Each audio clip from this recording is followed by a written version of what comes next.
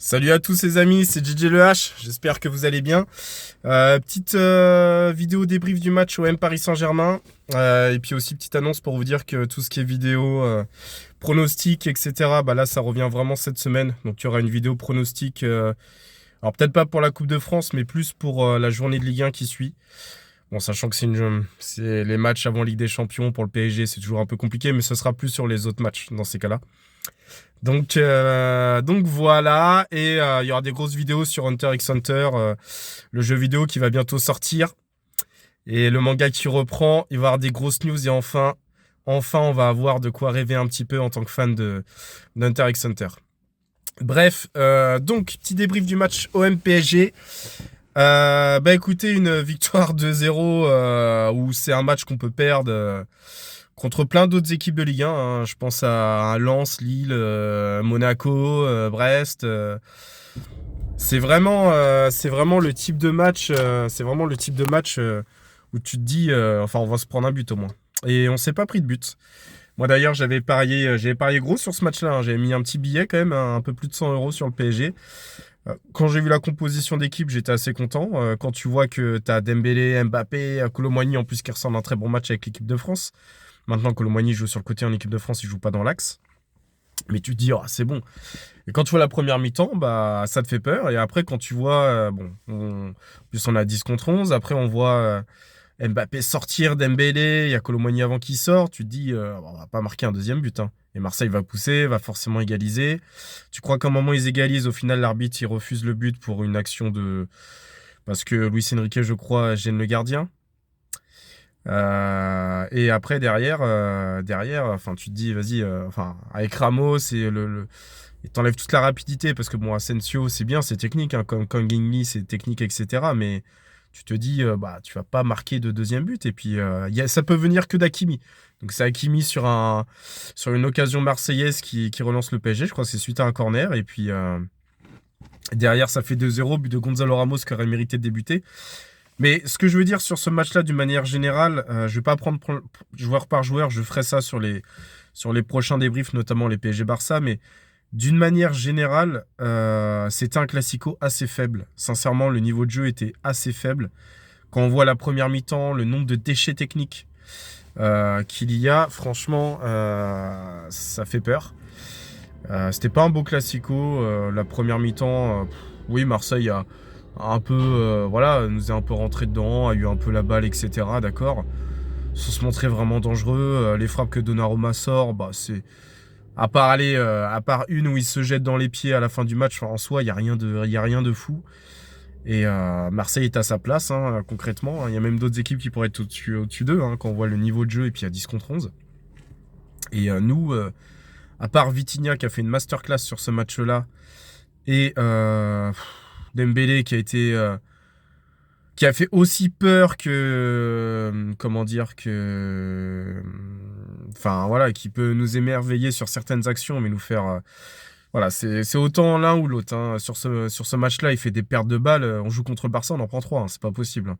Des pertes de balles comme ça, il tente des dribbles, il perd la balle. Derrière, c'est des 1 contre 1. Hein. C'est tout de suite, c'est la ligne de défense en fait derrière. Donc perdre des ballons à ce moment-là du terrain, c'est pas ouf. Donc non, franchement, ce match-là, il était d'une pauvreté. Et au final, quand on a joué à 10 contre 11, on a plus vu le côté technique. Donc la deuxième mi-temps était beaucoup plus intéressante. Mais le niveau affiché, si ce match-là, il a été regardé par je sais pas combien de pays, franchement, Montpellier PSG, c'était bien mieux en termes de football que Marseille PSG. Hein. Et je suis désolé, mais l'ambiance au Vélodrome, début de match avec le tifo, etc. D'ailleurs, les tifos, je les ai pas trouvés exceptionnels. Mais j'ai même pas entendu un seul aux armes pendant le match. Alors ça sifflait, ouais d'accord, mais rien d'exceptionnel. Et il n'y a rien eu. C'était vraiment... c'était l'un des classicos les plus éclatés que j'avais vu depuis longtemps. Hein. Un classico vraiment éclaté au sol. Mais bon, on gagne. D'accord, bah on gagne. Hein. Je pensais vraiment que ça allait terminer sur un partout. Hein. Franchement, j'étais là, je regardais mon pari, je regardais mon cash-out, j'étais... Et au final, au final, je vois qu'on met le deuxième but. Donc je me dis, bah c'est bon, hein, de toute façon. Puis là, Marseille, ils essayent avec un joueur apparemment le plus rapide de Ligue 1, je sais pas quoi, là, Mouevemba ou je sais pas quoi, là. Je sais plus comment il s'appelle. Et puis au final, pourquoi ils l'ont pas mis plus tôt, c'est limite, hein, mais. Enfin, tant mieux pour nous, hein, mais c'est vrai que franchement, on était prenable à 10 contre 11. Même si Marseille, ils auraient peut-être mérité de marquer l'égalisation, l'arbitre a peut-être fait une compensation par rapport au carton rouge qu'il a donné. Je suis désolé, Marseille, c'est pas terrible. Hein. Tu vas pas me dire qu'ils se préservent pour la Coupe d'Europe. Hein. Bon, ils ont la Ligue Europa à jouer. Peut-être qu'ils vont aller loin en Ligue Europa. Hein. C'est pas impossible. Mais en Ligue 1, là, franchement, je sais pas combien ils sont. Je crois qu'ils sont à 23 points derrière nous. Ils doivent être. J'ai même pas regardé le classement avant de faire la vidéo, mais c'est pas ouf. Hein. Franchement, tu te dis, on est à 10 contre 11. Le coach, il sort Colomani avant. Après, Dembélé, Mbappé. Donc, on a plus de vitesse. À part Hakimi, on a plus de vitesse. Alors, à l'inverse, Marseille a plus de vitesse, un joueur en plus, faire entrer Unani. Enfin, tu te dis, bon, niveau technique, niveau impact et tout, ils vont être plus forts. Ils vont pousser, ils vont marquer. Putain, on gagne 2-0, quoi. Franchement, j'en reviens pas. Hein. Je m'étais dit, le cash-out, je vais pas le faire. Je vais me faire baiser dans les dernières minutes. Il y aura un partout. J'étais persuadé de ça. Et même pas. Et en plus, au début, j'avais hésité de mettre Paris par 2 buts d'écart.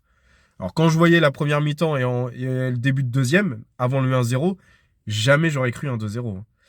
Mais, ouais, franchement, tu te dis 70 000 personnes qui se déplacent pour voir un match piteux comme ça. Nous, le match, il était bon qu'en deuxième mi-temps parce qu'on était à 10 contre 11 et du coup, on a vu le côté technique, etc. Mais en soi, c'était pas un bon match non plus du PSG, à part un ou deux joueurs. Franchement, à part Vitinha et quel joueur a fait vraiment un bon match? Bah, Donnarumma, forcément, mais dans les joueurs de champ, qui c'est qui a fait un bon match? Je sais même pas. Vitinha. Danilo Pereira, bon, il était solide un peu, mais il a failli faire une grosse dinguerie. Dembélé, je le mets pas dans les bons matchs parce qu'il a autant perdu de balles qu'il a créé de danger.